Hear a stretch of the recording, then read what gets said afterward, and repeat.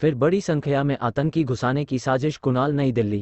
SNB अब तक financial action task force FATF की मार झेल रहा पाकिस्तान को अभयदान क्या मिला? भारत के खिलाफ पाक खुफिया एजेंसी आईएसआई की गतिविधि अचानक तेज हो गई, मगर केंद्र की मोदी सरकार की जीरो टॉलरेंस की नीति के कारण इस वर्ष अब तक 176 आतंकियों को सुरक्षा बलों द्वारा बिना वारंट जहनुम भेजा गया। इसमें 5 पाकिस्तानी और 126 देशी आतंकी हैं, मगर पाक है जो मानता ही नहीं।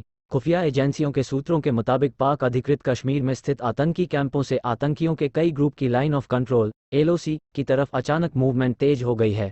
सूत्रों के अनुसार जम्मू कश्मीर में सर्दियों से पहले पाकिस्तान की खुफिया एजेंसी आईएसआई बड़ी संख्या में आतंकियों को भारतीय सीमा में दाखिल कराने की साजिश में लग गई है।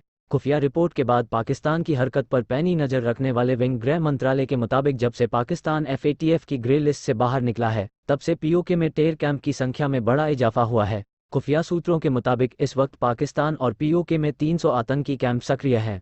बृहस्पतिवार के दिन भी पुंछ में आईएसआई और पाक की बैट की मदद से एलओसी पर ऐसे ही घुसपैठ की पाक है का मानता नहीं। एलओसी से सटे लॉन्चिंग पैड पर आतंकियों की बड़ी हलचल। 150 आतंकियों के होने की जानकारी ने नाकाम कर दिया था। सेना के ऑपरेशन में 3 साजिश कर रहे आतंकियों की कोशिश को भारतीय सेना आतंकी मारे गए थे। सूत्रों के मुताबिक सबसे ज्यादा आतंकियों की मूवमेंट की जानकारी पुंछ से सटे बलनवाली धोक, बरोखोरी, बताहलन, जबरी धोक और कोपरा में मिली है। वहीं कृष्णा घाटी से सटे दारुचिन, गोई, नत्तर, डेरा शेर खान और सतवल टाप, भिम्बर गली से सटे तरकुंडी, लंजोत, खार तेलियान और निकियाल लॉन्चर पैड और नौशेरा से सटे लॉन्विंग पैड पर समाहनी, बक्सर और चौक समानी में आतंकियों की मूवमेंट को देखा गया है।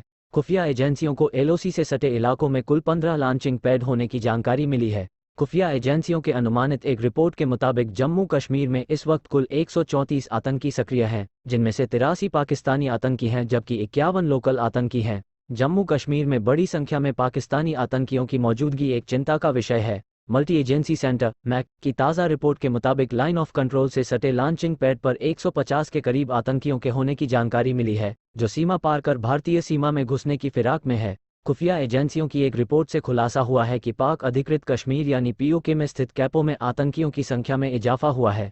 खुफिया सूत्रों के मुताबिक पीओके के कुछ आतंकी कैंपों को लाइन ऑफ कंट्रोल के नज़दीक शिफ्ट किए जाने की खुफिया जानकारी मिली है। एलओसी पर बर्फबारी से पहले सीमा पार से आतंकियों को घुसपैठ कराने की लगातार कोशिश हो रही है।